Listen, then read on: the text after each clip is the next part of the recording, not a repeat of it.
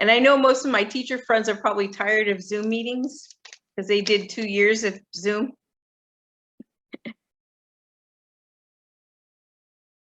All right. Well, welcome everybody to the meet and greet, Meet Michelle Q&A session. I appreciate you being here, helping and supporting or finding out more about my candidacy for City Council District 1, Lakewood. And this is a great opportunity to kind of share a little bit about who I am, what I'm doing, why I'm doing it, and allow you a chance to get to know me better. Most haven't met me, some have, some haven't, you know, had conversations for a while with me. And I just wanted to kind of put out there a little bit about my past. And so I'm going to go over, I want to first share that there's an agenda in the chat posted, and I'm kind of going to go through just a little bit about the format tonight. So we're going to start with just welcome, thank you for coming, and then go into 4 questions. If you were interested in posting a question, just post your question in the chat anytime. And the last from 7:15 to 7:45 will be our Q&A session. And then we'll go through and collect the questions and we'll take them one by one. So if you have a question for me, go ahead and post that at any time and we'll catch those in a half-hour time of 7:15 to 7:45. That's basically it. So I'll go ahead and just get kind of going a bit. It's basically our format is trying to spend as much time on Q&A and addressing concerns that you have or questions. So let me go into a little bit about who I am. Oh, other things, some other resources, if I can, is my Facebook page is also going to be posted in the chat. So you have a link there. My website, Michelle Hamlin for Lakewood.com, also will be in the chat if you would like to read more in there. Additionally, on the Facebook platform is a video of me addressing the Lakewood City Council back in February. And the video was compliments of Lakewood Populist who recorded it. Additionally, there's some other resources there that you can see about what I am, you know, what I've done, some of the speeches I've given. Also in the chat is some crime stats for Lakewood. This was a crime report that was given by Acting Captain Briseño of Lakewood Sheriff's Department.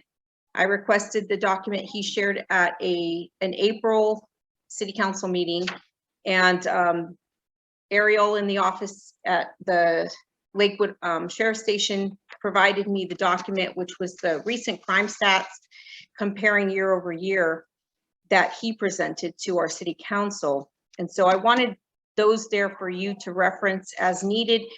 Some of the stats are a little alarming. And so I want to make sure that full disclosure from me to you and from Acting Captain Briseño that you have the data that you can look at those for your own knowledge, so you know how to ask questions or what questions to ask of our city leadership about your concerns for crime and safety.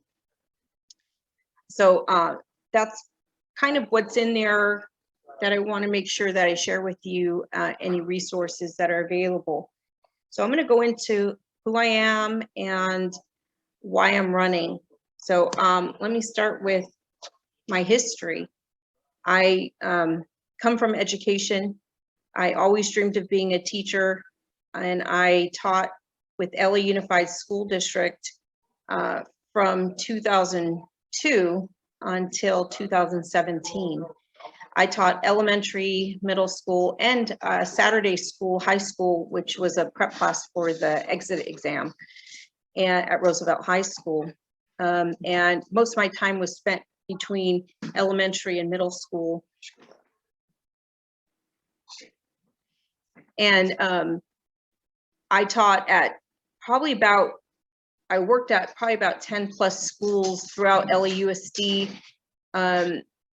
I worked at the beach, view of the ocean in San Pedro. I worked at Wilmington Middle School, 6th grade. I was an instructional math coach, which gave me a great opportunity to visit different schools and support teachers with math instruction. And that was 5 years. And then after that, I decided to return to the classroom and taught 6th grade and then 3rd grade in Gardena.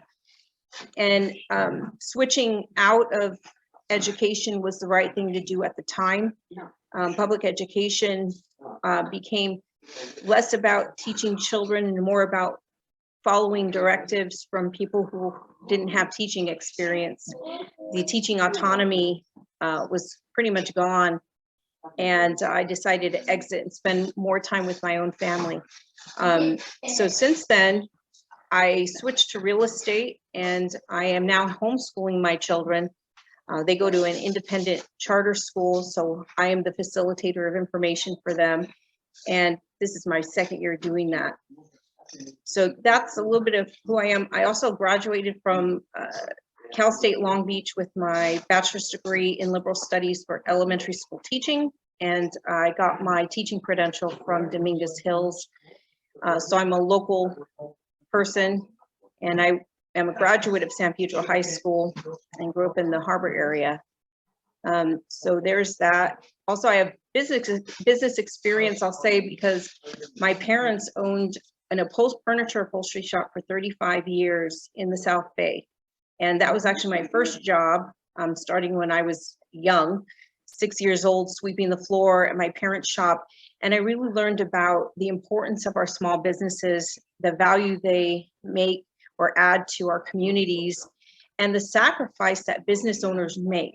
So I have a perspective of my parents' business that I worked at, and appreciate the business owners and the narrow profit margin they run on, and just the culture that they add to our communities, and the importance of magnetizing, what they do, bring them into our communities. So that's the background. And let me go into why I'm running. I don't want to be a politician, and my goal is never to be a politician. The last thing that I wanted to do was run for public office. However, I'm in a position where I can, and spending the last 5 years talking to the community, hearing their concerns about Lakewood and our community, I've listened to that. They've observed how the decline in Lakewood. So I've talked to people who are recent homeowners in Lakewood, renters in Lakewood, all the way to people who grew up. They were born and raised in Lakewood. They grew up on our Lakewood streets, and they now are raising grandchildren here on almost the same street that they grew up on. And their observations are that the quality of life in Lakewood has declined drastically in the last 10 years. And it doesn't matter who I ask. People who've been here 20 years, 15 years, 30 years, 50 years plus, the same observation is what they have made, which is the crime and the homelessness, and their ability to enjoy life. It has been affected. And 10 years is the number that I use because that's kind of where everybody has said they started noticing it. So the perspective that I have is, look, we chose to buy our house here in 2006. A month before we got married. We chose Lakewood. It was a deliberate choice. My husband, Christian, and we did not grow up in Lakewood. I grew up in San Pedro, Carson, West Long Beach. However, we shopped here in Lakewood. Every time in the 80s growing up, we were either going to Del Amo Mall or Lakewood Mall to go shopping, even though there were closer shops. Long Beach had their brand new mall in the downtown area. They were trying to invigorate the downtown Long Beach area, and it was not effective. There was crime there, it was not safe, and people didn't shop there because of it. So when we shopped, my parents always brought us to Lakewood because of the safety. It had the shops that we needed, and it had the safety that that helps, obviously. So when my husband and I were thinking about where we wanted to move, we had a number of friends who were marrying and buying houses in Lakewood and surrounding areas.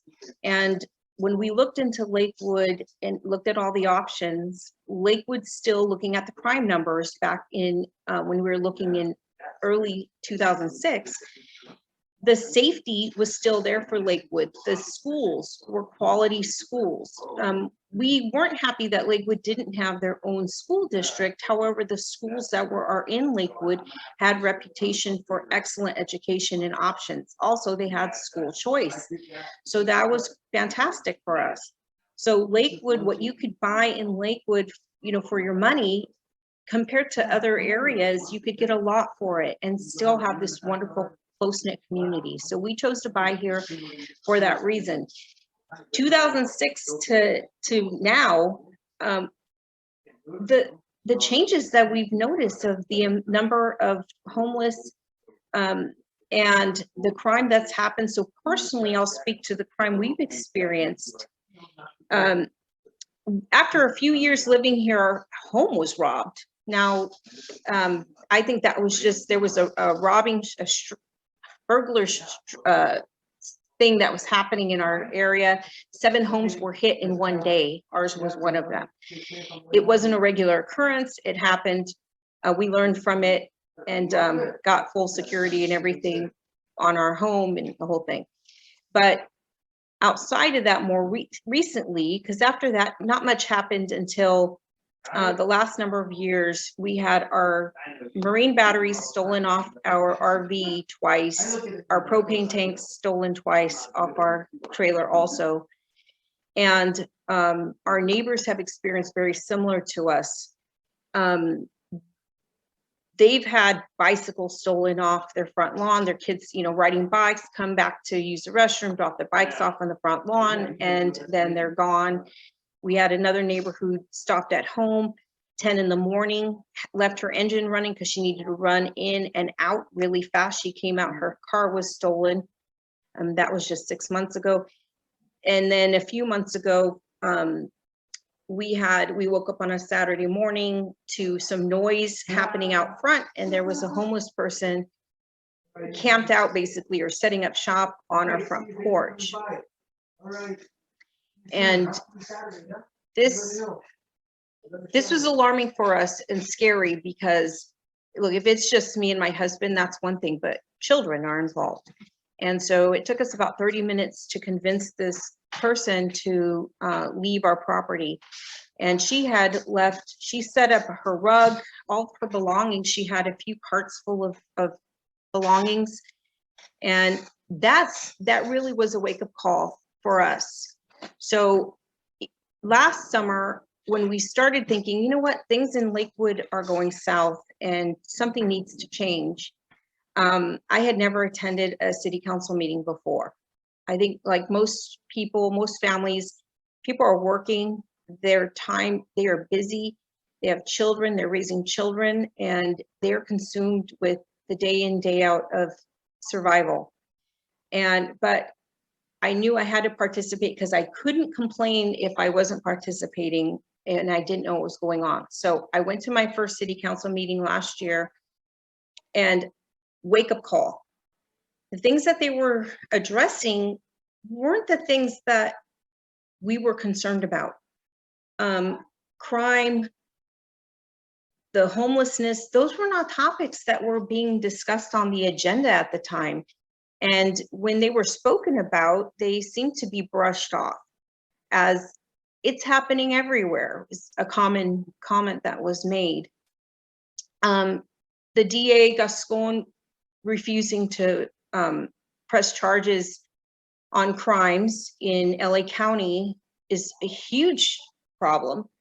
And we were pressuring or attempting to, pressure our city council members to vote for a no confidence vote against Gascon to put pressure on him and to work together with our neighboring city leadership to do the same. And I believe our neighboring city leadership did last year. Lakewood did not. It wasn't until spring of this year that they did. It was almost 6 months later, after residents were trying to get them to vote a no confidence vote against Gascon, that finally they did do a declaration of some sort. So this is concerning. If you have crime that's increasing and you have homelessness that's increasing, and our personal belongings, you know, in Lakewood are being stolen left and right, and the safety of our streets, you know, I mean, I don't have to tell anybody here, you guys see it. You see indecent exposure on our main, you know, cross streets. And when our city leadership is seems to be indifferent to it, and that's what was happening last summer. Now, had they done a vote of no confidence last year, when they should have, when neighboring cities were doing it, and when we were asking them to, things may have been different. Maybe some crimes wouldn't have been committed that were between then and now. There could have been some, you know, other changes that were made sooner than now, and that's not the case. So just thinking back on, you know, what brought me to making the decision to run for city council came from they seemed indifferent to what our concerns were. And on top of that, with COVID, the shutdowns of businesses, a number of businesses, local mom and pop shops, were forced to close their door because they were deemed as non-essential. And in talking to those business owners, that was concerning for me, because we depend on our thriving mom and pop shops to come, and we want to support them and patronize them. And if they're losing their businesses because they're being considered as, or deemed as, non-essential, that concerns me. They work hard for those businesses. So in talking to local businesses, they had concerns as well. Whenever I talked to or asked our city council, privately, they would say that they agreed, but publicly they were doing nothing about it. They would go up and vote. All of them would vote exactly the same way, and it was never a reflection of the concerns that the residents had made. They were completely disconnected. It was as if you hadn't had a conversation with them, because they'd never voted that way. They told you everything that you wanted to hear, but they went and did something different. And that seemed to be a repeat action. So that concerned me. Is we can go and petition our government, but they don't care what we're saying. Seemed to be a running theme, not just for me, but many residents who had issues. So my decision to run for city council was because of the indifference that we were seeing in us asking questions. They didn't seem to want to answer, and us asking for them to represent our voice, and they didn't seem to respond at all in that way. So I decided, okay, if not me, who? Well, okay, it's me, I'll do it. We're in a situation where I can, and I'll do it. My goal is not to become a long time, year after year politician sitting there collecting payment from my tax-paying friends. I want to get in and get out. That's the goal. Get in and get out. I want to get in. I want to listen to my constituents. I want to make a difference, make Lakewood, you know, the wonderful city that's always been, and better. And I want to do that. And then I want somebody else to come in and serve also. So that's the goal. So in addition, I'm trying to think if there's anything else about my why. I think it's kind of it. It's just, you know, I'm passionate about this community. I love my city. I love my neighbors. I always joke about it, and I hope I don't have family members listening, but seriously, I love my neighbors sometimes more than I love my family members. Like, it's funny. We joke about it. It's because our neighbors are fantastic people. They're there. They help each other. You know, we spend time with each other. We talked with one another. I've witnessed some amazing things that neighbors have done for other neighbors. And I tear up about it when I think about it, because these people are truly the most loving people, and that's who Lakewood is. I would hate to see Lakewood change who we are at the core. The character of Lakewood is neighbors helping neighbors. When we become scared to go outside because of homeless people that are in need of mental help, or are drug addicted, who might have a weapon or something like that, or there's, you know, criminals running rampant, then that means we're going to be less willing to go out and help our neighbors if we're living in fear. So that's my concern, is I don't want the character of Lakewood and the values to change of who we are, and because it's a beautiful city and I want to fight for it. And that's the plan. So I'm going to go into some of the issues. And again, I'm going to repeat, some of you jumped on since I announced this, but if you have any questions for the Q&A session, which will happen from 7:15 to 7:45, feel free to type your question in the chat box, and then they'll be there and we'll answer those during that half-hour Q&A session. And then there's also links in there for a number of resources if you're interested in seeing crime stats, etc. So let me go into the main issues that I'm running on, and then I'll go into some of the my solutions or ideas that I have to help remedy. So I'm going to go into first public safety. Public safety is everybody in every city's #1 topic.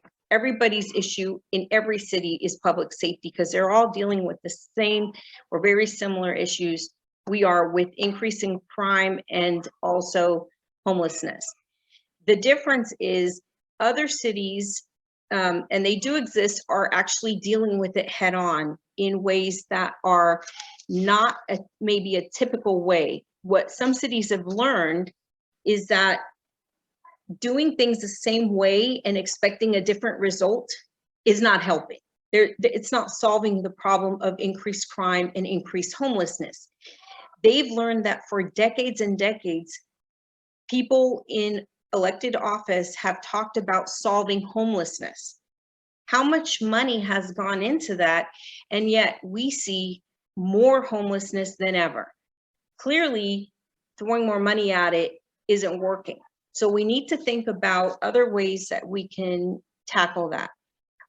So that's something that I'll discuss definitely. And then with crime, we have a number of reasons why, or factors of why our crime has increased. And in there, I'll go into just, briefly is on crime. Grand theft auto at the mall went up, I believe it's like 3 times the amount. I'm looking at my notes. Okay, so grand theft auto was 3 times higher between 2021 and 2022 for the first quarter of the year. That's concerning. And then you have robbery was 5 times higher in the first quarter from the first quarter also between 2020 and 2022. Now, many of you have experienced that firsthand, is robbery or grand theft auto if you've had your car stolen. Catalytic converters is another, right? It's like our neighbor across the street we found out that his catalytic converter had been stolen a couple of weeks ago. So it's close, right? It's right in our neighborhoods. So crime is definitely on the increase. Now, there was a crime report that was released on the Lakewood, and I don't know who released it. I'll be honest. I don't know who released it, but it was somebody posted the crime report on the Lakewood crime page and it's Floyd's group. Most of you know Floyd's group. Okay, there was a report somebody posted. It may have been one of our elected officials. I don't know. However, what we found out was that the crime stats that were posted for residents, and that group has over 22,000 members in there. So that report went out. We found out that that report did not include the mall crime. It only included the residential crime. So when you looked at it, it was deceiving because it looked like crime had not increased in Lakewood. However, when somebody leaked the information, contacted me privately and told me that that report did not include the crime numbers at the mall. Okay, I'll call it the city central, the mall and surrounding the mall, all the shops. That data is collected separately and reported separately than the residential crime. And when the crime report was released, it only included residential crime. So it was misleading. When you dug into the crime report for the mall, it is scary. Okay. And also somebody who told me about this was the case, said that people who work at the mall have reported that the mall crime is worse than you would imagine. Now, we don't frequent the mall for this reason. Okay, we stopped. We go to other places now, and we wish we could support our Lakewood Mall now, but I don't think we're willing to take that chance that often. So especially after hearing that the crime there is worse than you could imagine, and it wasn't reported or released in that report. Now, the report that's in the chat box that you can click on has the crime for the mall in there. It's one segment of there, and you can take a look at it. It's only a piece of it, but there is some data that was reported from Captain Briseño. So this crime and homelessness situation is absolutely concerning. So that's really the main reason I'm running, is if we could just tackle that alone, that will help. And then the other thing, the other reason that I'm running is to address the quality of life. In that comes the business environment. How many boarded up, closed businesses do you see when you drive through Lakewood?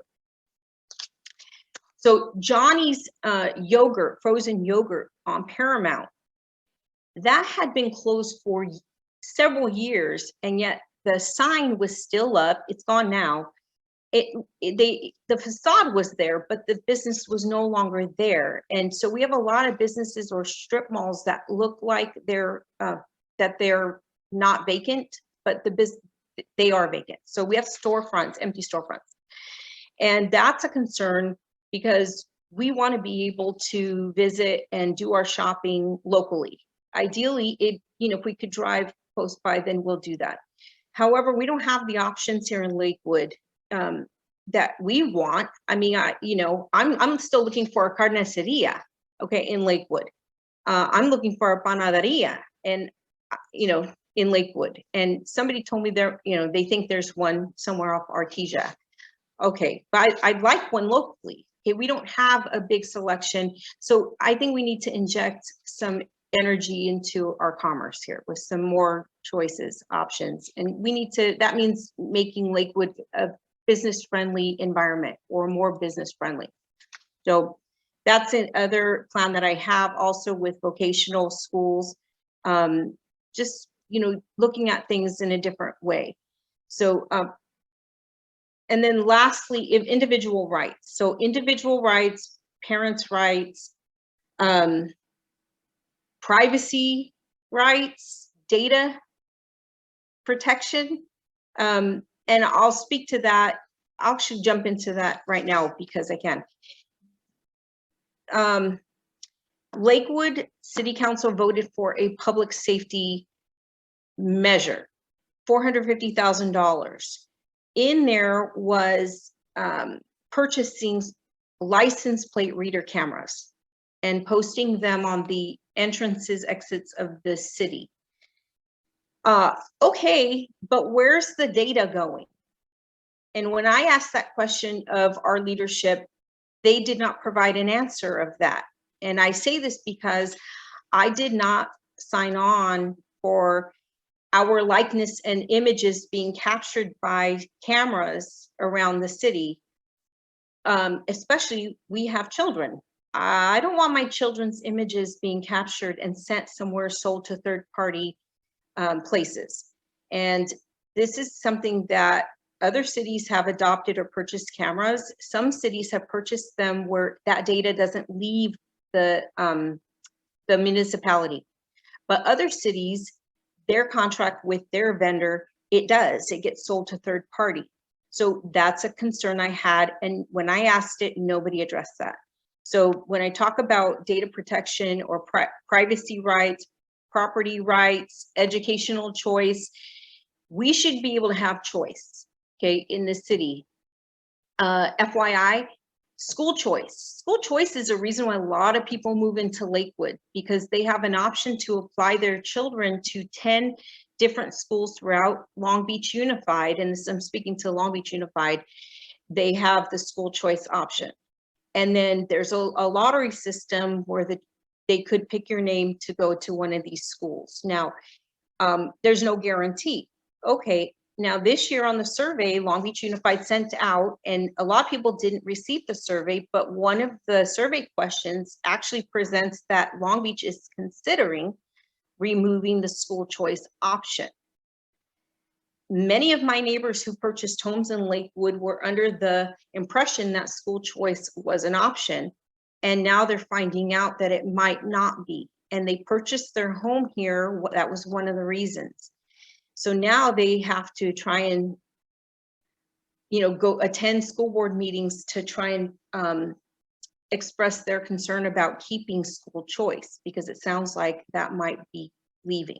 So that's something that, look, as a city council member, you can pressure the school district of which you're a part of, because we don't have our own independent school district. We have ABC and we have Long Beach Unified. Our school, everybody's a stakeholder. So our city council should be making sure that the families that come here and that live here have the options to send their children to the school, or at least apply them. And to see that gone would be horrible. My children, all three of them, benefited from the school choice option. And it would really concern me if that wasn't the case anymore. So that's another thing that I would be fighting for, is making sure you have choice. So that kind of rounds out my plan, or the issues and some of the plans that I have. And just trying to stay, okay, I have a few more minutes that I do want to go into the homeless situation and the plan for that. This was a complicated one because homelessness is a complicated issue. Obviously it's human beings. We are compassionate people. We love human beings. Our faith is first and foremost, and loving thy neighbor is right there. And our homeless, they have issues, and the issues run the gamut.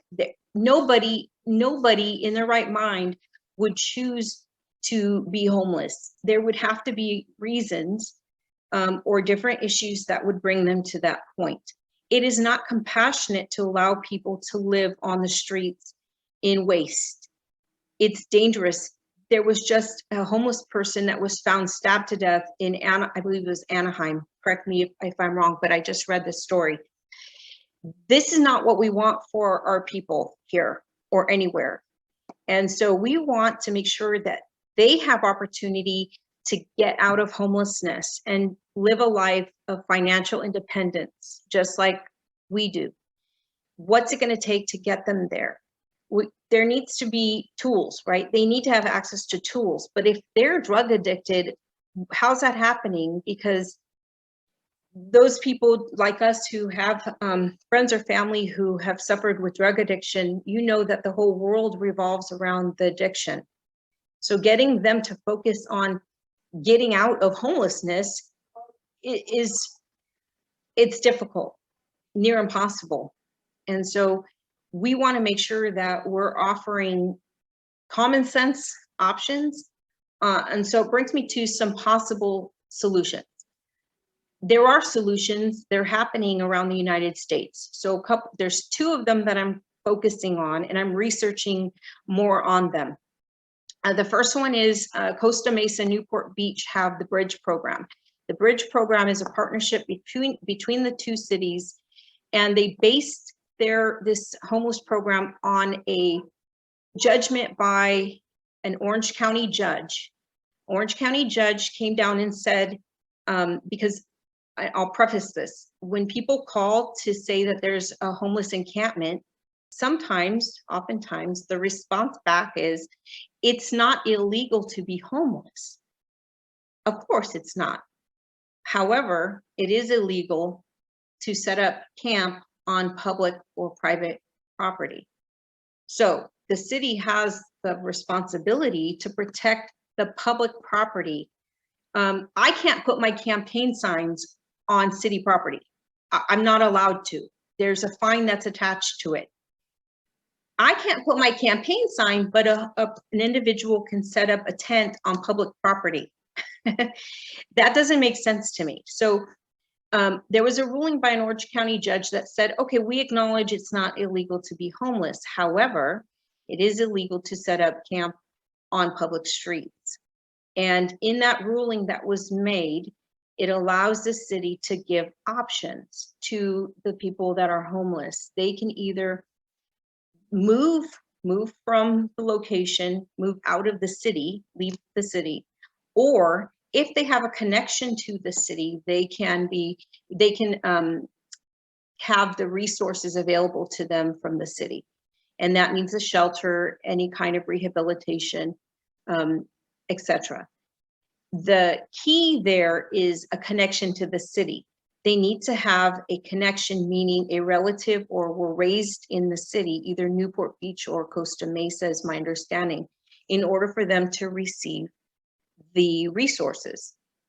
And so they're given that option. And anecdotally, the response that I've heard is that they've noticed a decrease in the homeless on the streets there, that the homeless are deciding they don't want to be harassed. So they're either not staying within those two cities and moving to neighboring cities that don't have those types of rules, or they're accepting the shelter option with the help and the rules. So that's one option, and that's with public money. So it's government funded or the city funded, taxpayer funded. The other option is San Antonio, Texas has a program called Haven for Hope. Haven for Hope is 100% privately funded from very large corporations that are based in and around San Antonio, Texas. And with the private money, it allows them to have faith-based organizations as well as secular organizations that are providing support to the homeless. That's another option that could be done here. We have enough very large corporations that are part of Lakewood and also neighboring cities that we could partner with. The key is we have to partner with other cities, neighboring cities, partner with corporations, allow corporations to take, if it's that option, to take it 100% and they run it. The city and the taxpayer has no connection to it. And the reason why I say on the private companies and the Haven for Hope is that I learned that public money, so taxpayer money, cannot be used for any kind of program where there's faith-based organizations involved. So faith-based organizations cannot be part of a program that is taxpayer funded, and that has to do with the separation of church and state. So that means that the options for helping our homeless are limited with that option. And that's why you see that a lot of the problems of homelessness are not being solved, because you have most cities are using public money for that instead of tapping into and saying, hey, let's team up with our private companies. We won't do anything on the funding end, but we'll just be there for support to help them with whatever permitting they need or anything for property, etc. So that's a second option there that I've been researching into. Now, I spoke with one of our prominent business owners, and he said that he would be definitely open to the private money option. They already do tons of philanthropic work with homeless, and he said he definitely could be interested as long as it's a faith-based solution. So there is an appetite for this. There's support. We have a lot of businesses who have a heart for this, and we want to make sure that as a city, we provide a platform for them so they can be successful and supportive. So that's kind of rounding out, you know, a little bit of just a few of the key issues. And so now I'm going to go ahead and open it up to Q&A. And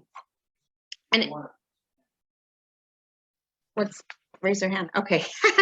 Christian is my wonderful husband is giving me the reminder. They could just raise their hand if they want to ask a question. I also have a list of questions that were provided here, and I'll go ahead and I'm trying to see if I can see if there's any hands raised. In the meantime, I'll go ahead and answer the questions that I have here in my hand. So here's the question. First question, can you explain what service have you performed in the past for the city of Lakewood, commissions, nonprofits, or service organizations? Yeah, I haven't. I was busy just like everybody else. And I always had in my mind that I wanted to serve the community and volunteer, Project Shepherd or Meals on Wheels. And I always had in my mind, like later, I'll have time later. And later came and went, right? And time flies and I never got to it. And so that's something that I wished I had started earlier, is volunteering locally. And I didn't, and now I'm looking to do this and hope that I can make a difference in this capacity. But I do have a couple of groups that I am exploring that do service-oriented work that I met recently at an event, and part of what they do, my heart is for children, and that's why I taught for so long. But there's a few organizations that focus on helping women and children that I'm looking into. And I do intend on doing that from here on out, is pursuing service-oriented and making time to do it. So, but yeah, I regret that I hadn't jumped in sooner with, you know, volunteering, you know, so I'm looking to now pursue that. Second question is, how will you ensure full funding for LA County Fire when Lakewood is part of the Fire Protection District and not a contract city? The funding for Lakewood Fire is different than others, and it's because it has to do with when our city came to be, which was before Prop 13. So their funding actually in Lakewood is secure. I was told by some firefighters, by the union actually, leadership. However, they know, here's what it was. I'll address this because this was their concern. The firefighters I spoke to, they are the leadership of the firefighters union. They don't have an updated contract. They've been working out of an old contract, and they tried to negotiate a new contract because of, as we all have been experiencing, the inflation sky high, the cost of gas. Many of our firefighters that work locally live hours away. In fact, what they shared with me is that now, back 20 years ago, we were talking about firefighters lived in Riverside or San Bernardino, like Corona or Murrieta, and were commuting in. That is no longer. What these firefighters shared with me is now they can only afford to purchase a home in Bakersfield. So cities that are even further out and commuting into Los Angeles for work. These are our local LA County firefighters that were telling me this. This is their union leadership, who are firefighters, that were telling me that they can't even, the LA County Board of Supervisors will not allow them to come to the table in negotiations, despite the fact of the inflation. They don't have an updated contract. And you have a number of firefighters that are commuting I mean, last I checked, Bakersfield is 3 hours plus drive away, and traffic, you can add an hour or two to that. So that doesn't make sense to me. So that's when I talk about funding for firefighters, I'm talking about supporting them having an updated contract that reflects our economy.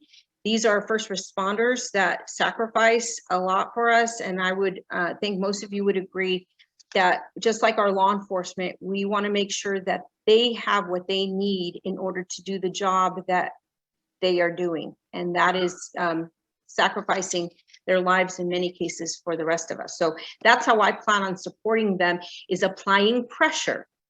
There's obviously a city council person is not negotiating contracts, but the city council member can help apply pressure to our board of supervisors. Just like with the vote of no confidence with DA Gascon, you can apply pressure as a body, and you can also unite with your neighboring communities to do the same, so that you are a larger body supporting those people that are working in your community and making a very large sacrifice to do it. So that's how I would respond to that question right there. Let's see. Yeah. And then any other questions that anybody has, go ahead and raise your hand. And oh, yeah. Hold on. Oh, Hey, Michelle. Hello. Sorry about it. Just to let you know, you have a couple of people watching you with Instagram Live, and so I'm holding it right now so they can watch you on Zoom. Oh, okay. Thank you. One of the things I wanted to say was I know the person was asking earlier about whether or not you volunteered with the city of Lakewood, but you have volunteered. I mean, you were doing a volunteer tutoring group unpaid for your kids when you were a teacher. You did that for years, from what I understand. But Yeah. one of the things I wanted to ask was, like, you were talking earlier about the Lakewood Council, how privately they would say they agree with you on many things, but yet it didn't seem that would translate into action. And specifically with Gascon, they were saying when they finally approved the no confidence vote against Gascon, they made a big show of saying, well, we were being judicious, and therefore our no confidence vote is so much more meaningful because we were so judicious. And that all got swept under the rug when Sean Dolan came up and said, well, we're having our streets taken over, right behind the Lakewood Sheriff Station. And the judiciousness went out the window, because it was like, what is it worth? So my question is, and you sort of already answered it, is the Lakewood Council as a body aggressive enough in standing up for the rights of Lakewood citizens? Based on conversations I've had with Lakewood citizens, no. No, I would say no. I will say more recently, yes, and that's because there was the light shown on the purge situation. Yeah, so yeah, recently, that's the thing, is the crime, and people have been expressing their concerns about the crime and homelessness now for a while. But nothing was done until this safety measure was passed. And this only came about because there were several news broadcasts about the incident that happened on the street behind Lakewood Sheriff's Department. And many of the neighbors were even unaware that many of the houses on the same street had been hit by these perpetrators in a short amount of time. And on the security video, and if you haven't seen that video, I would encourage you to, and you can find the article written on that, and correct me if I'm wrong, Brian, that you wrote an article about the purge, or is it in the article you wrote that's this one? Did you? You can find it on ABC, KTL9, KTLA, and NBC4. They all have it, but it's also on the Lakewood Populous website as well. Yeah. So in there, you had a resident who, Mr. Dolan, who went to city council meeting, and he had his security camera had caught I believe it was like bats and crowbars bashing in his vehicle and his catalytic converter being stolen, and he went to communicate to the city council that this was scary, and watching the security video reminded him of the purge. He used that word, the purge, because it reminded him of that. And if you haven't watched that movie, I actually wouldn't encourage you to watch that movie. It's scary stuff, but his security video, his description was right on, because it did. And the city council they were actually alarmed that there was media or any attention on it. Okay, their response was somebody described it as the language, the purge. They described the language, using the language, the purge, as sensationalizing the issue. Now, when other residents on the same street came forward and said that the same thing had happened to them, and then there were several news organizations that visited and talked to some people and ran stories on it, and it became, a nightly news thing. Then the city responded, and they were concerned. But this wasn't the first time that something had been brought up of concerns about the safety in Lakewood. So it took it getting on the news in order for them to actually act on it, because we had been asking for a vote of no confidence since fall, or before fall of 2021.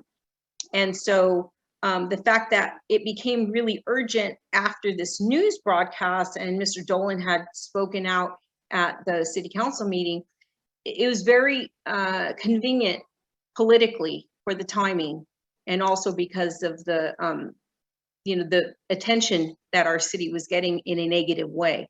So it's not good PR, right? So that's, one of the questions. Let's see here. Oh, I see a question from somebody in the chat. Their question was, how do you feel, oh, okay. They're asking about, they're describing it as a CRT conference that Todd Rogers has been running. Okay, I'll clarify based on the video. I'll give context on it, and then I'll respond. I'm not sure the date, okay, but Councilman Rogers he facilitated a interfaith council or committee meeting. So the city has these committees, and they meet regularly, and there's one that's the Interfaith Council, and it's made up of different faith-based leaders that are within Lakewood. There was a presentation on one of them that was done by I'm going to forget her name, Reverend Kelly. So Reverend Kelly was invited to speak, do a presentation. Now this was during the shutdown, so it was a virtual meeting, and she was invited, and she presented on under the auspice of American history from a Black history perspective. The concern that people have about this video, and I would urge you to find it, you can, I believe the city still has it on their available to view. They don't, they removed it. Okay. They never publish it. It's only on my Rumble. Oh, interesting. Okay. So it was a city facilitated interfaith council meeting, and the video is not public for residents to view.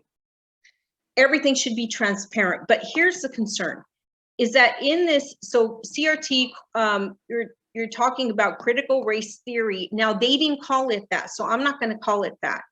But the content was concerning, because although it had history, Black history in America, and it had a number of really important events that happened historically that were involving violence against Black communities, which absolutely should be taught.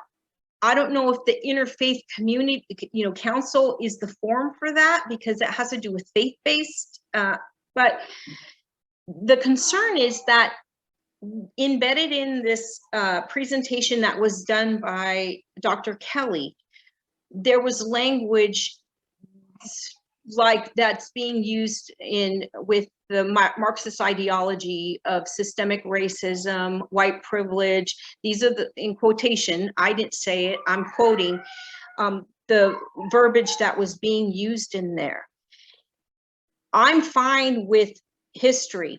Please make sure it's accurate, and then there we go. However, when there's a city-sponsored presentation that's being done and facilitated by a city council member, that should not be a divisive topic. It should be a forum for uniting. And the people who watched it, it was uncomfortable for me. So this is something that I think we need to be concerned about. Is that the other thing is, I was talking about separation of church and state. Why is there an interfaith council that's being sponsored by the city of Lakewood? That's a faith-based thing, and yet I thought the rules were that you couldn't. Now I'm not, look, I'm all for faith, but there should be equal representation of faiths then, and a platform of that. So there's a few concerns that I have with that, and I would ask more questions of Councilman Rogers, and I haven't on that, about that, but I could see where people were concerned about the content of that, about the speaker on the topic, because the language was absolutely divisive, and it was at a time when we should have been uniting, and we should be uniting people and not speaking about things in ways that pits one group of people against another. And so that would be, my response to that question. And any, oh, I'm sorry, my husband's dropped in a note to me. Catalytic converters, I'm switching topics because this is a topic. Catalytic converter theft. So important note about this.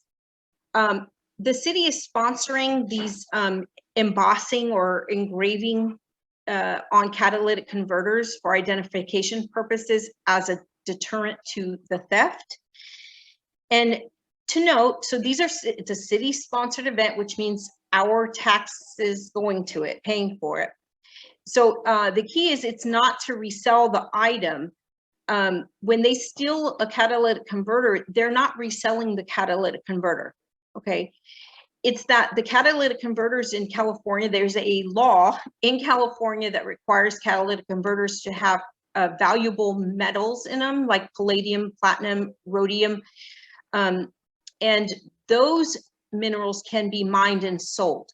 So the people that are stealing these, they're not stealing them so they could resell catalytic converters. They're stealing them so they can rip them apart, meld it, take apart the metals and sell the metals. So having an engraving on it, how is that deterring it? Because they don't care about an engraving. They're just going to rip that thing apart anyway. So you look at, it's a Band-Aid solution. Okay, like many of the things that we're seeing that are being thrown out as solutions to the issues we have here, many of their solutions are not actually solving the problem. I talked about the license plate reader cameras. If you have cameras set up that are surveilling people who may have committed a crime in the city limits, and you have a camera set up on the exits of the city, you're catching them on the exit, you still need deputies to catch them. Do we have the personnel in our sheriff's department to do that? Right now we don't, and the reason why is there's a hiring freeze that was put on by the LA County Board of Supervisors. Our sheriff's department cannot hire any new deputies right now because there's a hiring freeze put on by the Board of Supervisors. So even if there's a camera, surveilling and catches a license plate of somebody who committed a crime here, you don't have an improved likelihood of catching the perpetrator if you don't have the staff and your deputies to do that, or to do the detective work, or to do any of that, the patrolling that happens. So These are Band-Aid solutions, and all I see them do is strip away our rights and freedoms and liberties here, our privacy rights, our property rights. Obviously, if we don't have a deterrent for our property, then that's where I see things. Is these are things that they look nice, they look like hiring private security. We can't hire more deputies. However, so the solution that the city threw out was, rather than dealing with and confronting the Board of Supervisors to remove the hiring freeze so that we can get our staffing fully going with our deputies, they instead spent more of our Lakewood taxes on hiring a private security to do patrol at night. These are private security. They don't have weapons. I wouldn't want them to have weapons. They are not allowed to put hands on anybody. So even if they confront somebody who's committed or potentially committed a crime, what are they able to do with that? Hold them until the deputy gets there? That's not solving the problem of that we can't hire, our sheriff's department can't hire deputies. So you have these solutions that they're doing that are costing all of us more money. However, are they actually addressing the original problem of why we have the problem in the first place? So that's something that I see as a pattern with our leadership, is doing these Band-Aid approaches. And I don't know why. I know that our city does get money from the LA County Board of Supervisors. So could that be that is they don't want to upset the apple cart? I have no clue. I'm just spitballing here of why they wouldn't pressure the Board of Supervisors to remove the hiring freeze.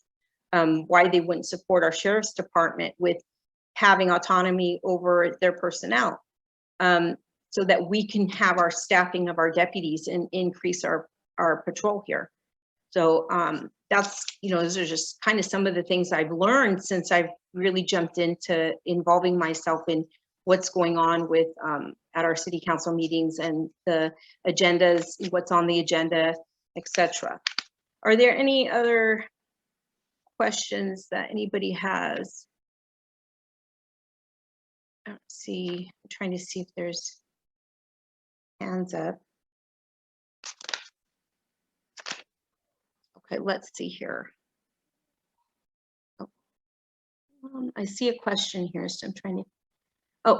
Something for Lakewood to consider in fighting crime is, there's an article that was posted in the chat about Whittier. Yeah, and I'm assuming that has to do with the DA's office and unwillingness to prosecute crimes.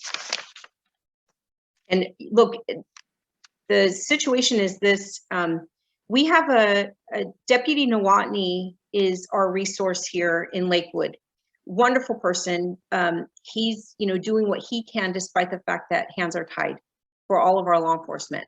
So he is the supervisor of all of the homeless encampment abatements. So whenever you see the big city truck and they're with the cones out and there's a deputy there and they are clearing out a homeless encampment, Deputy Nowotny is the person who's there supervising that. And he has said that it's a circle, right? They clear out the encampment, and okay, so that encampment then ends up being basically down the street or across the street. And then they come back a few weeks later and they're clearing them from there, and they're just moving them around from location to location. It's not getting them out permanently into an improved situation at all. And so there's frustration all around on that, because Deputy Nowotny's not alone in wanting to actually help and wanting to see the solution. We all want that, and we're not seeing that. So the other part that was shared is that they often see that if they commit a crime, So a homeless person may have committed a crime, right? So they may have, drug possession or a weapon. If they're arrested, they go in, and if they get evaluated, and if they don't meet the 72-hour hold requirement, which they would hold them for 72 hours, then they have to release them back. And then they go out, and then they're committing something else, and then they get arrested, and then they come back and they're released. And this is costing us money as hardworking taxpayers, and it's also not helping address the reason why the person is living on the street in the first place, and why they have, meth or, a knife. As one of my neighbors said, I woke up with a person on my porch. I didn't see a weapon. And somebody else I was talking to who went to city council meeting told me that he woke up with a person on his front porch, and that person had a knife. What are we going to do? Wait for something horrible, really tragic to happen? I don't want that to happen. I'm trying to be proactive and preventative here. So I'm going to extend, because somebody put on this link that's in the chat about hire or allow a city prosecutor to file misdemeanor charges. However, Lakewood contracts out to a large firm for their city attorney services. Yeah, and that's a part of being a contract city, is that you contract out instead of using the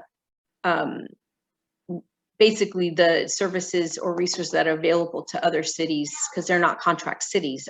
Lakewood was actually the original contract city before other contract cities, which has its pluses, but there are also some downsides to that with that as well.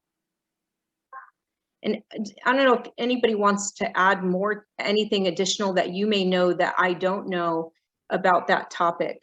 Oh, I have something. Yeah, Brian. When the city was talking about getting a city prosecutor to do misdemeanors, Gascon has to actually sign off on it. And so that was one problem with that approach. Yeah.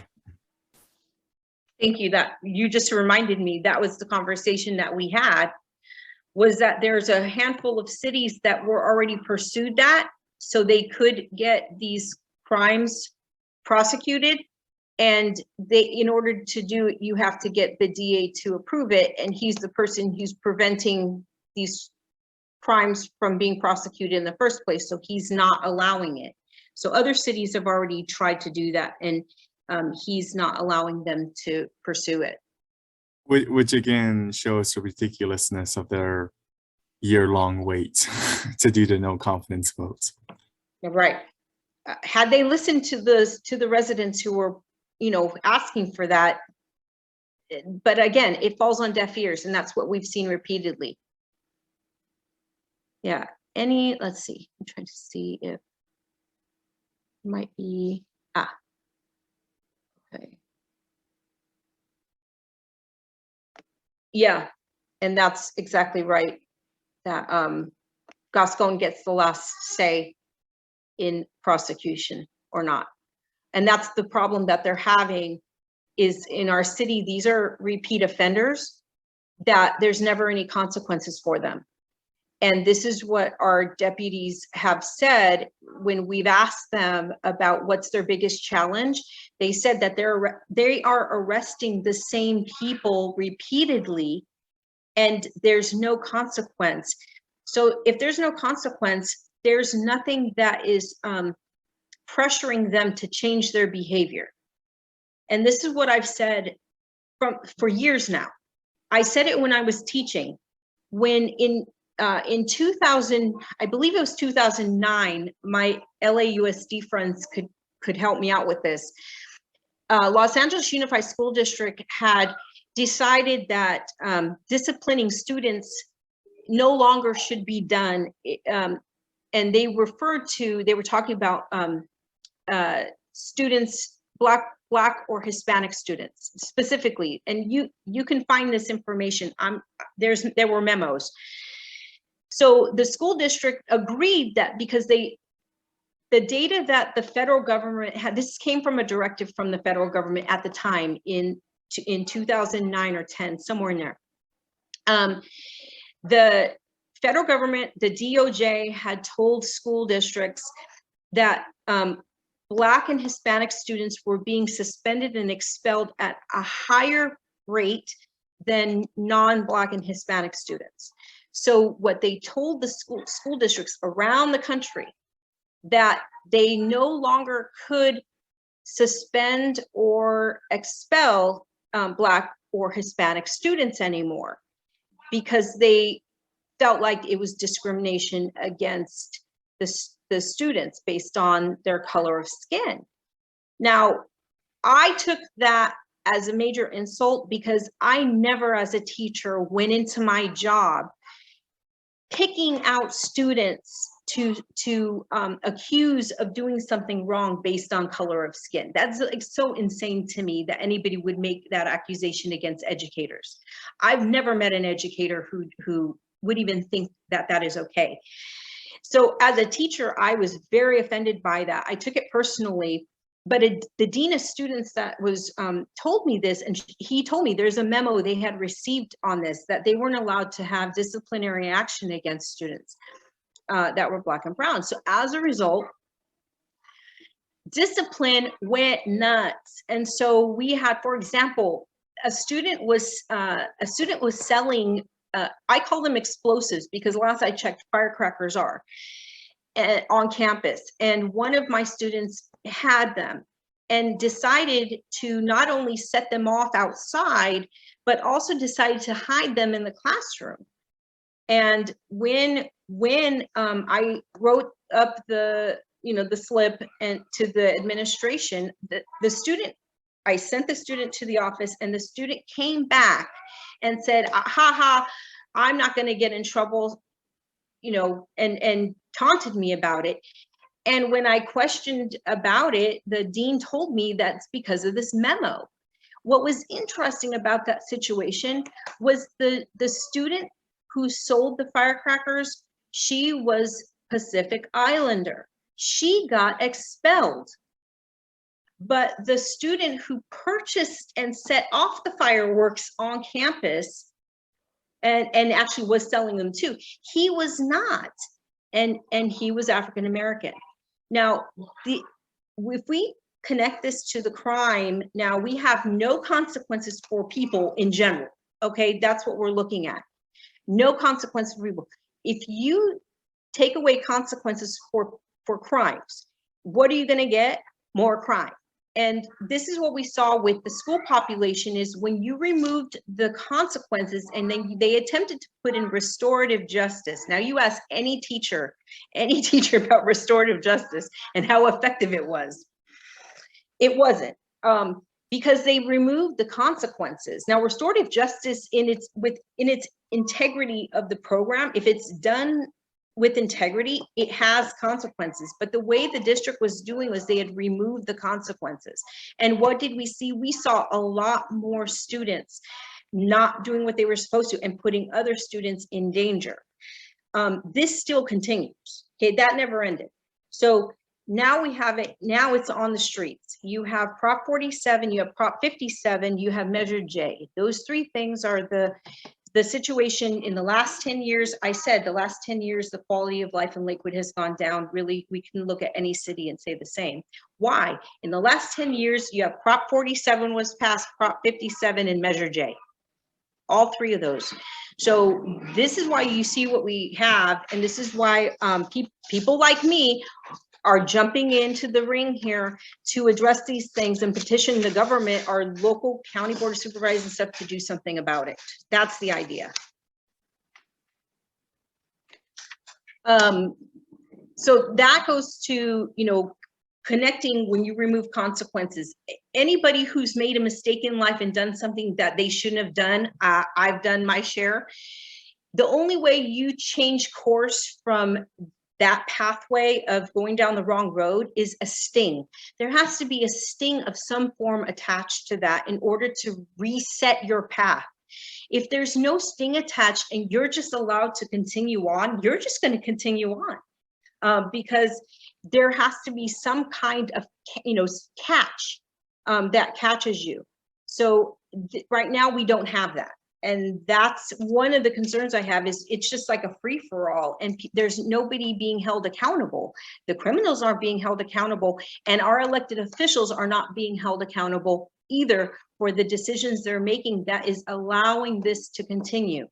So that's part of my frustration is I keep seeing them doing the same thing, and they keep saying that things are getting better, and I'm looking at it and I'm going, no, anybody who has eyes can see nothing is getting better here. People who are intellectually honest are saying, no, things here in Lakewood, and they'll say, but it's not as bad as other cities. We're not other cities. Lakewood, last I checked, has never strived to become like other cities. The reason why people move to Lakewood, and in my real estate business, I talk to people all the time who are coming to Lakewood. They have saved their whole adult life to move to a city like Lakewood. Why? Because they came from cities that where they're stepping over homeless people and stepping over human waste. They're dealing with gang violence. It's rampant in other places. Also overpopulation with, you have apartments upon apartments right next door to single family homes, and you're fighting for parking at night. That's a safety issue. So Lakewood is not that place. I would hate for Lakewood to become that place, because everybody sought refuge here in Lakewood to escape those places. So I don't know why it's like they're acting as if their goal is to become like other places. No, thank you. I don't plan on seeing my property value go down because we want to be like other places. And everybody I talk to, that's the pain point. They came here for that reason, for the safety, and because it's not like other places. So not that there's not wonderful places out there, but people that are buying in Lakewood are coming from other places that are more urbanized, more congested, have higher crime rates. So we want to make sure that we maintain what we had, which is the reputation of being Lakewood. Let's see. I wanted to see, there's one more thing I wanted to share before we start closing out, because I want to respect your time. Let's see if there's any more questions that I can take before I go mention one more thing that I think most people are not aware of. And this is very personal to me. So I'll just go ahead into it. And if you have any final questions, feel free, you can type them out or raise your hand. Okay, so Lakewood does not have its own school district. This has always been my big question, is why don't we?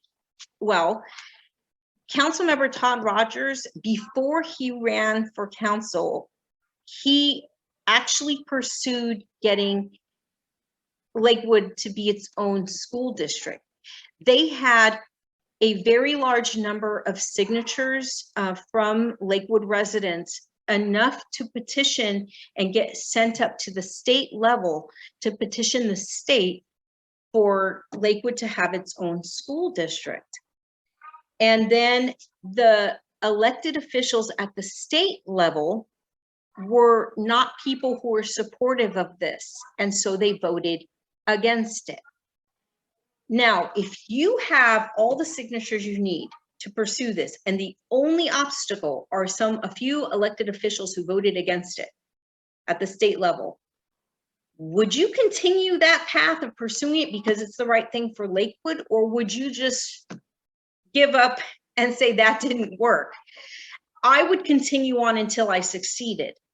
This is, for me, there's no reason why Lakewood shouldn't have its own school district. Lakewood, for many reasons, should not be split between several different school districts. That doesn't make sense to me. 4 different districts. Okay, thank you, Brian.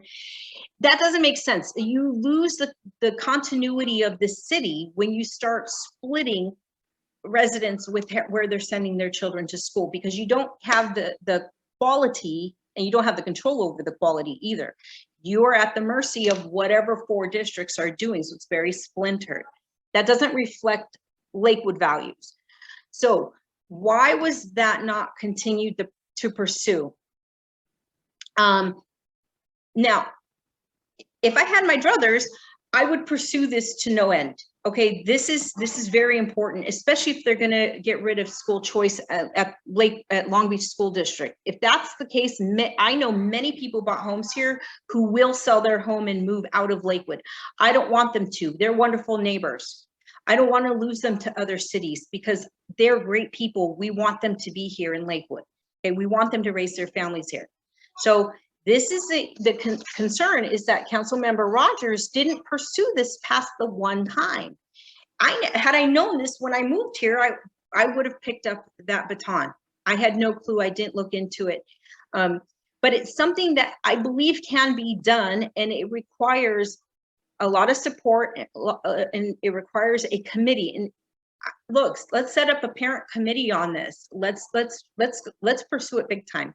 I'd like to absolutely pursue this, and I wish our city council would too.